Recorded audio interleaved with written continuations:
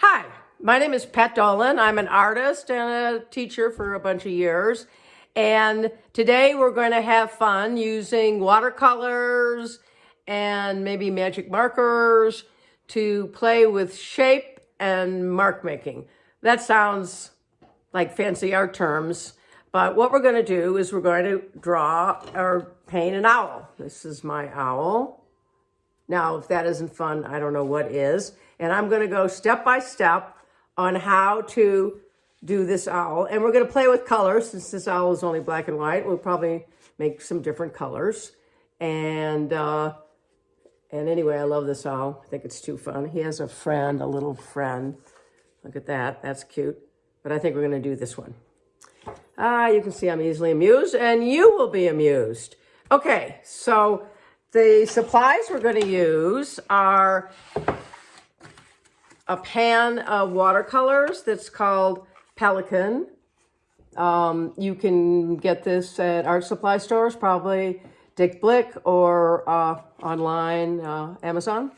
And what it is are pans of colors, watercolor, but more pigmented. And these are to mix the color. Okay. And then I just have some magic markers that are, fun to use. And we're going to use two brushes. This is a round watercolor brush. It's about a size 8. See, that's round. And then this is a flat, 3/4 inch flat. And a jar of water and paper towels, which are your friend to clean off your brush and also to move things if you want. It's also good to have a little Chinese white because this set doesn't have white. Okay, let's switch to show and tell. Okay, first I want to show you how we use these pan watercolors. So first you wet your brush and you twirl it around in the color, and then you can paint. And let's say I want to make it lighter. Usually you clean your brush between, but I'm using this one. I could use that. That looks good, right? And you use your paper towel if you want to clean it. So you just go like that, clean it off. And let's say I'm going to use a purple. So then I put a little water in my brush and then I twirl it around and here. And if I have less water, it will get a little darker. And if I wanted to get it a little darker, let's say I wanted this purple a little darker, I could either, I'm cleaning it off between colors. I think I want to put a little purple in with, a little blue with my purple. So I can do that, and then I get a different color. And you have to kind of scrunch it around, okay? And then magic markers, you can make all sorts of kind of marks in it.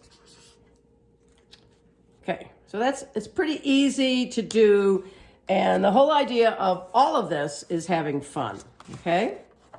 Okay, so I do a lot of paintings of birds and animals, and what I've learned over the years is you want to get the basic shape of what you're drawing.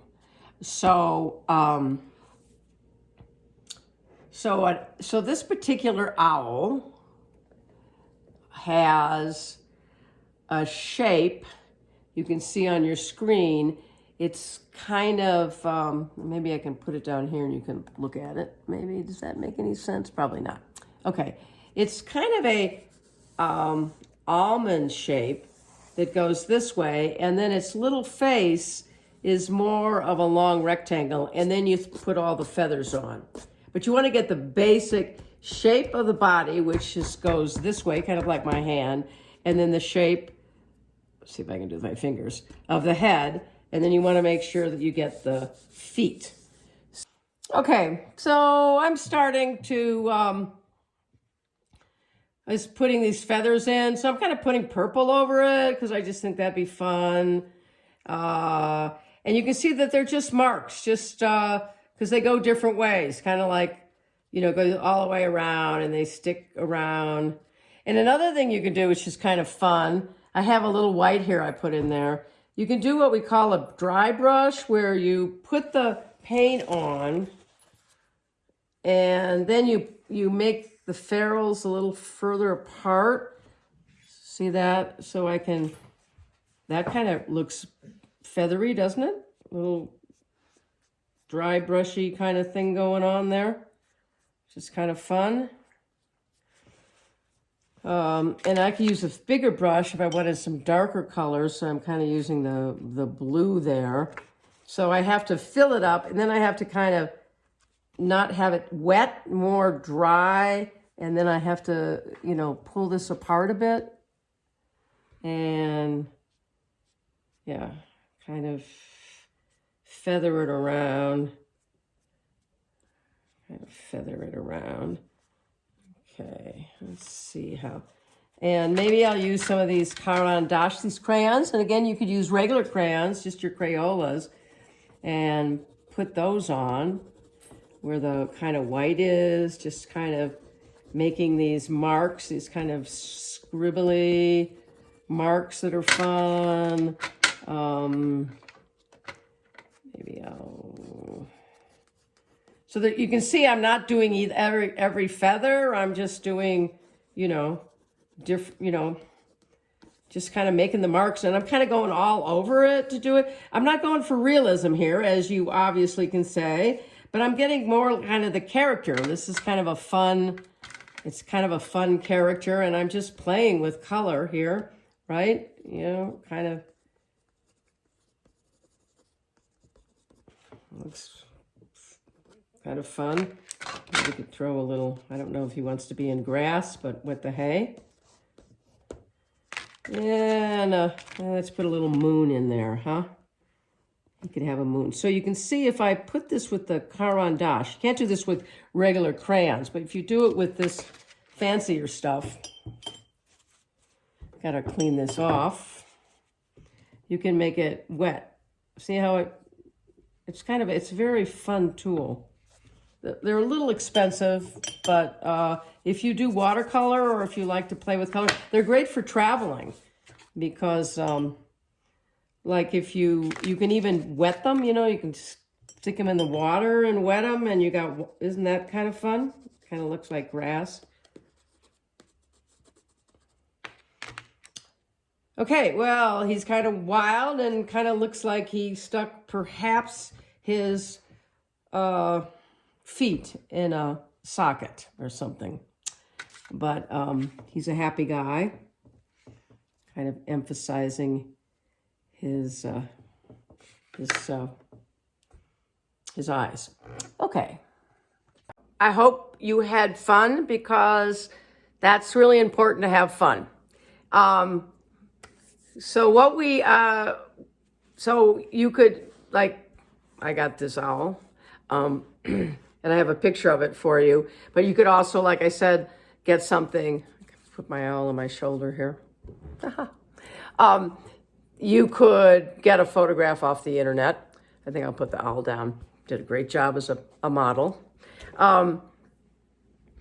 So the idea is you get the overall shape of the body with the head, and then you see the relationship of the beak to the eyes, and you can do a color underneath, and it'd be an underpainting, and then over it, so that would be the shape, the almond shape with the rectangle face, and then using your brush or using crayons or the Caran d'Ache, then you just make the feathers.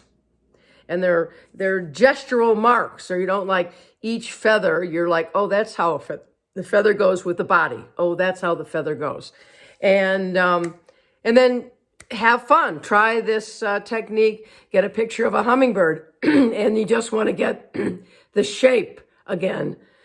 Excuse me. Okay. Again, the shape, that's the trick. You want to get the shape. So if you look at a hummingbird, figure out the shape of the body, where the beak goes to the head, and then do the hummingbird. So I hope you had fun, and yeah, try it, practice it. Just have do it, and we'll, too bad I'm not a ventriloquist. Hello? Okay, goodbye.